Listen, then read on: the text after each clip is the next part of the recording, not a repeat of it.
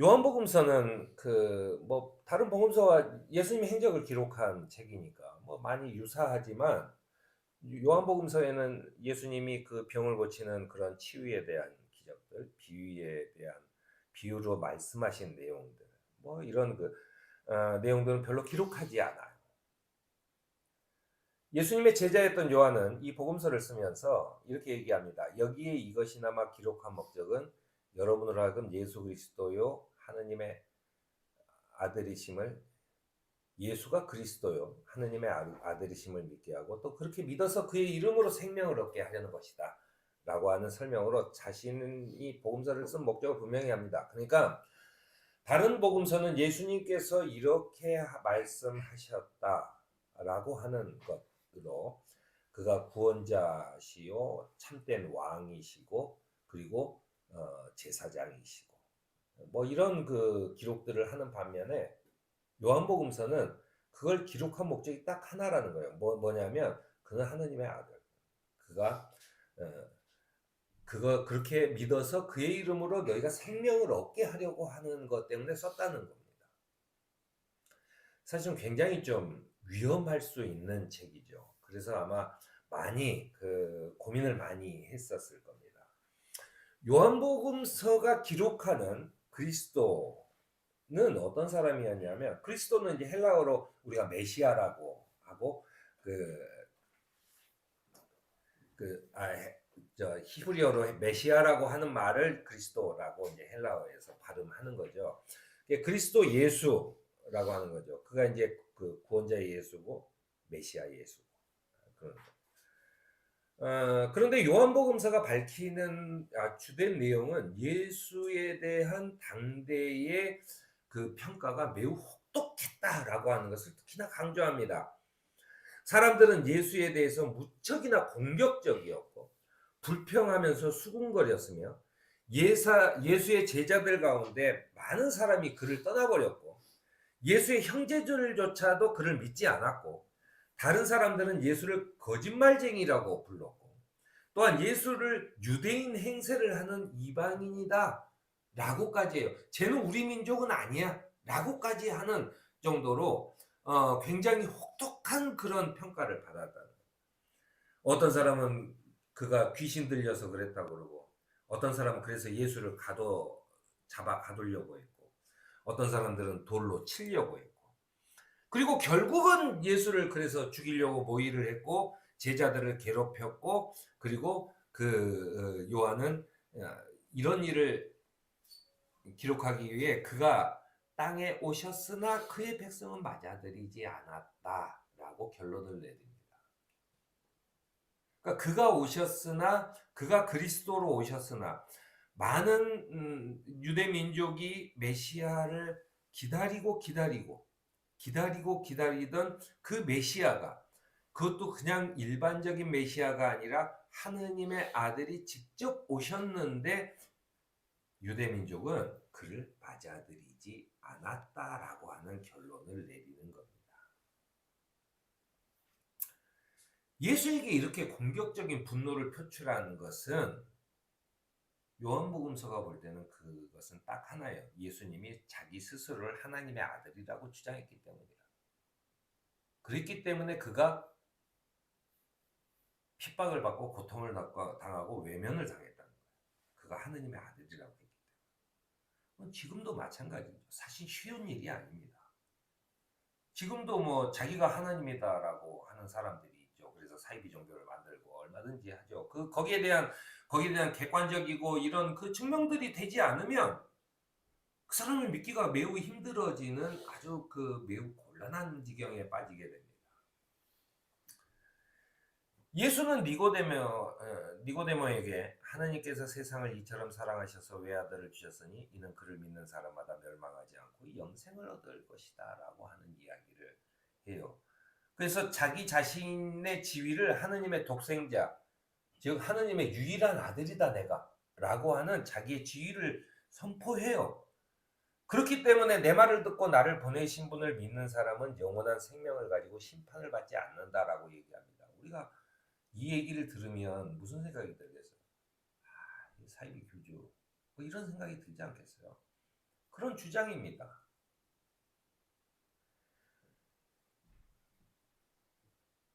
나를 믿는 사람은 영원한 생명을 가지고 심판을 받지 않을 뿐더러 죽음에서 생명으로 옮겨가는다라고 하는 이야기를 하고 있는 겁니다. 그러면서 그 증명으로 하는 얘기가 아버지께서 자기 속에 생명을 가지고 계신 것 같이 아들에게도 생명을 주셔서, 그러니까 하느님에게서 너희가 생명을 받았고 그 생명으로 살아가는 것처럼 그 아들이 나에게도 그 생명을 주셔서 그 생명, 그 속에 생명을 가지게 해주셨기 때문에 내가 너희들의 생명도 다시금 줄 수 있다라고 하는 것을 얘기하는 겁니다. 아마 지금으로 따지면 굉장히 비과학적이고 비논리적인 그런 얘기죠. 그런데 요한복음서는 오히려 이거에 대한 설명을 좀 더 구체적으로 하기보다는 한 발 더 나갑니다.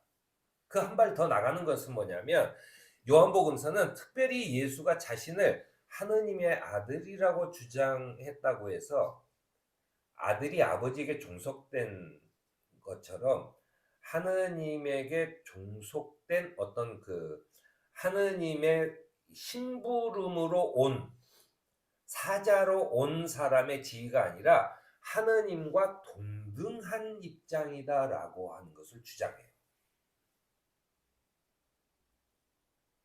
이건 뭐 그 당시뿐만 아니라 지금도 매우 이단적이고 신성모독이고 매우 위험한 발언들입니다. 이 요한복음서는 끊임없이 그걸 주장을 해요. 그가 하느님의 아들로 오셨고 바로 그가 하느님이었다라고 하는 거죠.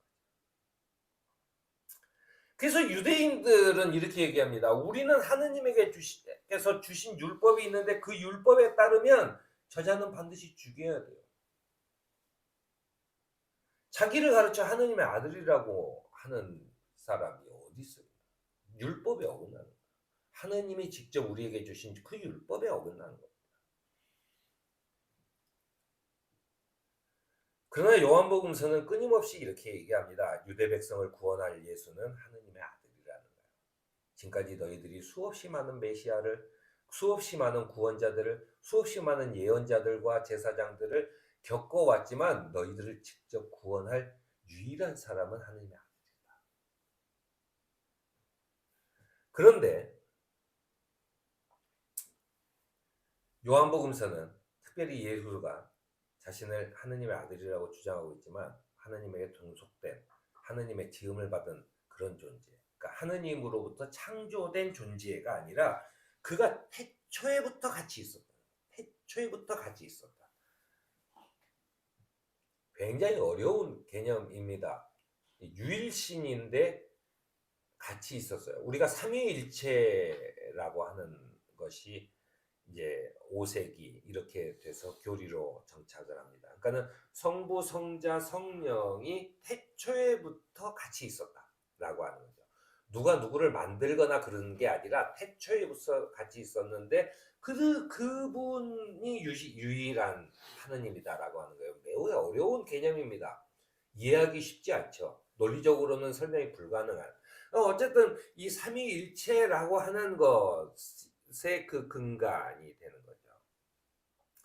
그 본질에 있어서 자신과 하느님과의 연합이라고 하는 것을 예수는 주장하고 있다는 거예요. 왜냐하면 예수의 그 발언, 요한복음에 나와 있는 아주 독특한 표현이 이런 겁니다. 나는 참 포도나무라는 거. 나는 선한 목자라고 했다는 거. 나는 양의 문이라고 했다는 거. 내가 곧 길이다라고 표현했다는 건데 이 히브리적 표현은 결코 쓰여 있지 않은 표현입니다. 그것은 오히려 딱 한 번만 구약에서 나오는데 그것은 그 불타는 떨그나무 속에서 모세가 이 떨기나무가 사막에서 자라는 이제 작은 아주 가녀린 그런 나무지만 아주 키가 작은 이런 풀인데 이게 자라다가 아주 햇볕이 따갑게만 비춰도 말라 죽어버리는 그런 아주 연약한 것이 떨기나무라고 그래요. 그런데 그 떨기나무가 불에 활활 타는 걸 보고 모세가 자기 신발을 벗고 거기 앞에 그 엎드리죠. 그러면서 너는 가서 내 백성을 구원해라 라는 음성을 듣습니다. 그러면서 모세가 이런 얘기를 해요. 당신은 누굽니까? 내가 가서 내가 누구한테 들었다고 얘기를 해야 되는데 당신은 누굽니까? 했을 때 나는 나다라고. 그래서 하느님은 하느님을 지칭하는 명칭이라는 게 없어요. 영어적인 표현도 그냥 더 가시죠.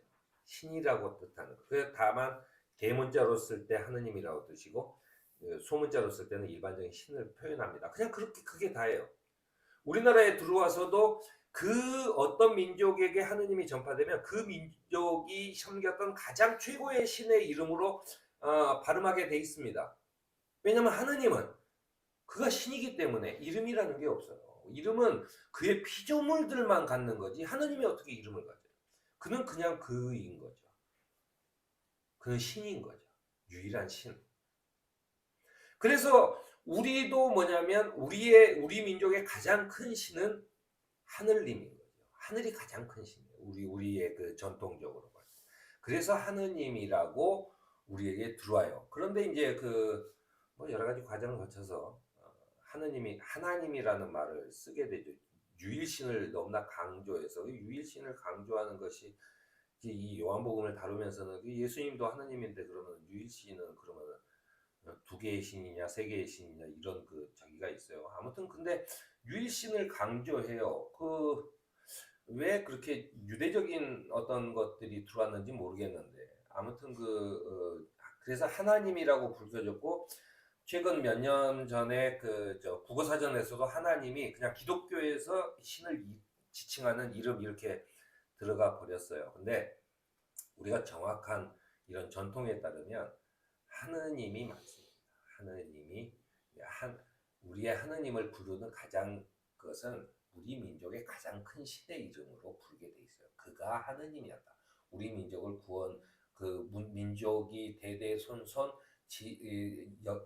숭배해 왔던 그 신, 그가 하느님이었구나. 그 하느님이 이분이구나 라고 하는 것으로 우리가 이해해야 되는 거죠. 아무튼 모세는 거기에서 나는 곧 나다 라고 하는 표현을 들어요. 영어로 따지면 I am who I am 이라고 하는 겁니다. 나는 나라는 거예요. 표현과 같이 예수도 여기에서 나는 참 포도나무다 라고 했을 때 똑같은 표현을 써요. 나는 I am 하고 쓰는 겁니다. 이게 굉장히 중요해요. 그러니까는 나는 참 포도나무, 그게 우리의 입장에서는 그냥 자기는 포도나무야, 나는 스승이다, 뭐 이렇게 얘기할 수 있잖아요. 그런데 이 표현, 단어 사용 자체가 자기가 신이라는 뜻으로 썼다는 거예요. 그러니까 나는 참 포도나무요 했을 때 우리는 문화적으로 또 언어적으로 이게 뭐 그럴 수 있지, 뭐 이게 뭐라고 하지만 유대 사람들이 들을 때는 나 외에는 참 포도나무가 없다는 거예요. 나 외에는 너희가 그 가지에서 영양분을 받고 생명을 유지할 장치가 없다고 하는 표현입니다. 내가 곧 그다 라고 하는 이야기인 거죠. 유대 사람들은 그런 말을 들을 때마다 나는 선한 목자다. 제사장들이 다 선한 목자가 될 수 있죠. 하지만 이 표현이 달라요. 쓰는 단어가 다르고 동사가 다른 겁니다. 그래서 이제 예수는 그렇게 얘기하셨다고 계속 요한복음서는 적어요.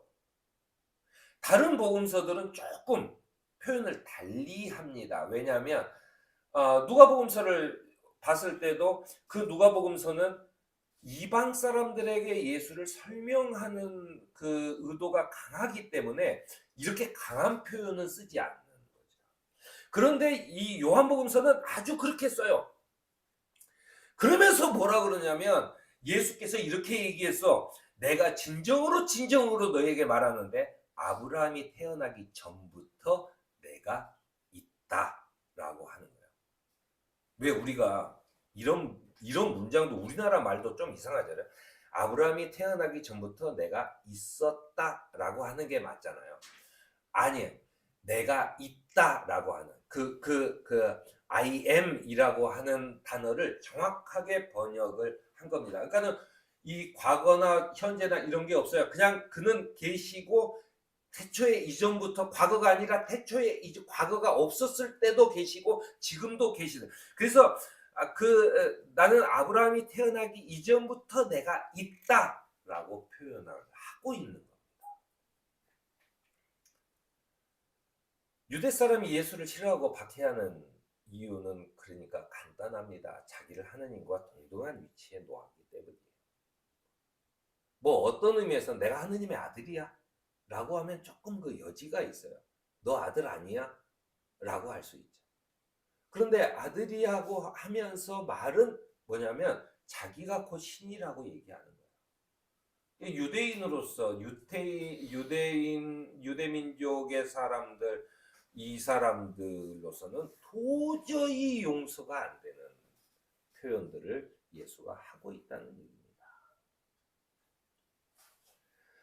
요한복음서는 결국 이렇게 얘기하면 예수님은 하느님과 동등한 분이시다라고 동등한 분이시지만 사람들은 그를 받아들이지 않았다라고 하는 거예요.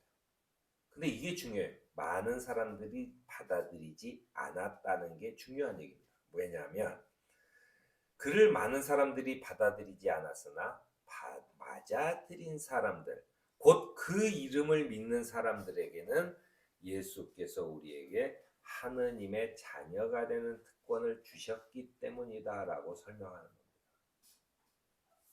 겁니다. 너희 민족이 해방되고 다른 나라보다 더 강대국이 되는 것이 너희들의 진정한 구원이었어. 너희들이 선택받은 사람으로서 유대민족이 그렇게 되는 것이 그거였어? 아니야. 예수는 하느님께서 직접 오신 분이고 그분이야말로 그를 믿으면 하느님의 자녀가 되는 특권을 우리에게 주셨다라고 하는 얘기입니다. 복음서에 보면은 예수는 처음에 우리에게 너희는 나의 친구라고 했다가 너는 나의 형제 자매라고 하는 변화를 우리가 읽을 수가 있습니다. 예수는 자기를 믿는 사람이 너희가 내 말에 머물러 있으면 너희는 나의 참 제자들이다 라고 하셨고, 나는 부활이요 생명이니 나를 믿는 사람은 죽어도 살고 살아서 나를 믿는 사람은 영원히 죽지 아니할 것이라고 말씀하셨다는 거예요. 요한복음서는 이렇게 결론을 내립니다. 하느님께서는 친히 너희를 사랑하신다. 그것은 너희가 나를 사랑했기 때문이고 너희가 하느님께로 온 것을 믿었기 때문이라는 거예요. 그러니까 뭐냐면 많은 사람들, 자기의 논리대로 사는 것이 옳다고 믿는 사람들에게는 그가 그저 사이비 종교의 교주에 불과하겠지만 예수님을 사랑하는 사람은 뭐냐면 하느님께로부터 그가 오셨다는 것, 그가 하느님이라는 사실을 믿는 것이기 때문에 그를 사랑한다는 거예요. 그러니까 믿는다는 것은 곧 사랑한다는 뜻이다라고 하는 거예요. 그를 믿었기 때문에 그를 사랑한다는 거예요. 그를 믿었기 때문에 사랑한다라고 하는 것을 분명히 밝힙니다. 그러니까 그를 믿는 사람은 그를 사랑하게 되고 그를 사랑한 사람은 예수 그리스도로 하여금 너희는 그 영원히 죽지 아니할 그 영생을 얻게 된다라고 하는 겁니다. 그것은 유대 민족에게 내린 것이 아니라 누구든 이 세상의 누구든 그를 믿는 사람은, 그를 사랑하는 사람은 영생을 얻게 될 것이다 라고 하는 거예요. 왜? 그분은 하나님이시기 때문에. 인간이 가졌던 유대 선택된 백성, 유대 백성이라는 한계조차도 벗어나신 분이다라고 하는 이야기를 하고 있는 것입니다. 그러면서 예수 그리스도의 그 죽음을 이야기하면서 요한은 사랑한다는 것은 순종하는 것이다라고 얘기를 해요. 사랑한다는 것은 순종하는 것이다. 왜냐하면 예수는 그는 하느님이셨지만 아버지 하느님의 말씀을 순종하기 위해서 그는 스스로 죽음을 받아들이셨다라는 거예요. 죽기까지 순종하셨다는 거예요. 그게 완벽한 사랑이라는 거예요. 그러니까 죽는 게 사랑이 아니라, 죽는 것이 순종이 아니라 죽기까지도 자기 스스로가 받아들이셨다는 거예요. 예수가 좋아서 나 이거 죽기만 하면 내가 하늘로 올라갈 텐데 라고 하는 것이 아니라, 내가 죽어서 지옥에 떨어지면 다시 나는 존재가 없어질지도 모른다는 그런 피땀이 나는 그런 그 순간 속에서도 그는 순종하셨다는 거예요. 왜냐하면 그가 하느님을 사랑하기 때문에, 그가 하느님을 믿고 그가 하느님을 사랑했기 때문에 그는 자기 목숨까지도 바치면서 자기 목숨을 잃을 처지에 놓여 있음에도 그의 말에 순종했다는 거예요. 그 순종한다. 그래서 사랑한다는 것은 순종하는 것이고, 인류 그 누구도 그렇게까지 순종하는 사람은 없었다라고 얘기하는 겁니다. 요한복음서의 결론은 이겁니다. 우리가 그렇게 예수를 믿어서 그의 이름으로 생명을 얻게 하려는 것이라는 거예요. 지금까지 우리는 내가 사는 동안 내가 강대국의 시민 또는 힘 있는 사람, 내가 부자라고 하는 것이 다였어요. 그거 아니라는 거예요. 그게 아니고 내가 그의 이름으로 생명을 얻게 되는 것, 이거보다 더 큰 게 있는가라고 하는 것을 우리에게 묻는 겁니다. 예수는 그것을 우리에게 주려고 하느님이신 그가, 이 하느님과 동등하신 그가 순종하면서 우리에게 오셨다라고 하는 것. 그것이 사랑이고 그것이 순종하는 삶이라는 것을 우리에게 가르치고 있다고 하는 것입니다. 오늘 요한복음서를 들으면서 우리도 순종하는 삶을 살아가는 저와 여러분이 되기를 바랍니다.